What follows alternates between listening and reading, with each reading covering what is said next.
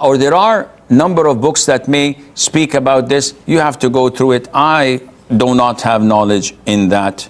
Sheikh, what's the ruling on someone who is speaking and accusing someone without knowledge and evidence, but out of ignorance and assumption? What can the consequence be? Oh, this is too generic, CD. Yani, can you be a little bit, you elaborate a little bit? For example, there's a person, he says that this and this person is from ISIS or from this and that and he's that. And so just out of assumption and ignorance. This is slandering. And accusing people without evidence is a major sin. Allah mentioned in Surah Al-Hujurat, avoid some of the doubts because avoid most of the doubts because some of the doubt is sinful. So just because some of it is sinful, the vast majority of doubting is prohibited upon us.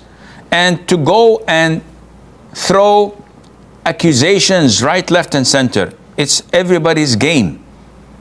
Everyone can do this. I can accuse you of being a LGBTQ supporter. You should, no, I'm straight. I don't support these things and I'm a straight person. Say, no. I've seen you wearing a red shirt the other day and blue sneakers. And this means that you are this, you're that. Anyone can throw such accusations. What to do? Such ignorant people, we say, salam, and we don't argue with them.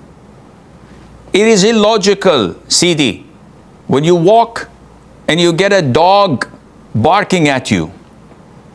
It's illogical to fall on your hands and knees and bark back.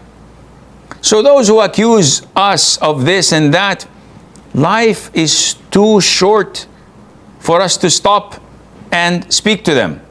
Abu Ayyub al-Sakhtayani, the Shaykh of Imam Bukhari, was once approached by the head of innovation in the community, and he said, "Ya Imam, wait so I can speak to you a single word."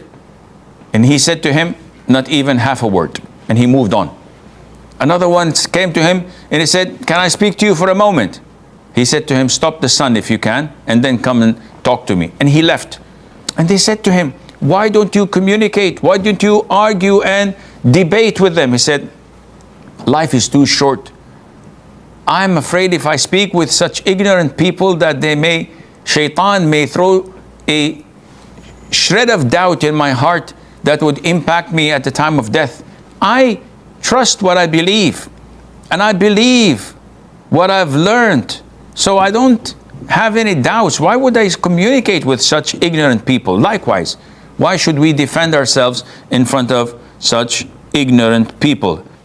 Sheikh, my question is in Surah Duha. Allah subhanahu wa ta'ala says in the verse number 6 and 7 and 8, "Alam yajidka yatiman fa'aba, wajadaka dhalan fahada, and wajadaka a'ilan fa'aghna." So Allah uses the word called find and found in this 3 ayah. So the word found is used if someone forgets something and he finds it. As Allah is Al-Alim, the all-knowing, why did he use the word called find and found in this ayahs? I don't know. It's very simple, Akhi. This is something that you have to go to the books of Al-Bayan that is more specific and more specialized than the tafsir. Most likely you'll find the reason in some selected books of tafsir that would look into this, such as Al-Zamakhshari, Kashaf, which we definitely don't advise people to look into it because he has Mu'tazili Aqidah, which is corrupt and bad and evil. So with some of the good in his writings, there is a huge amount of evil in it. So we don't definitely advise people to go through it.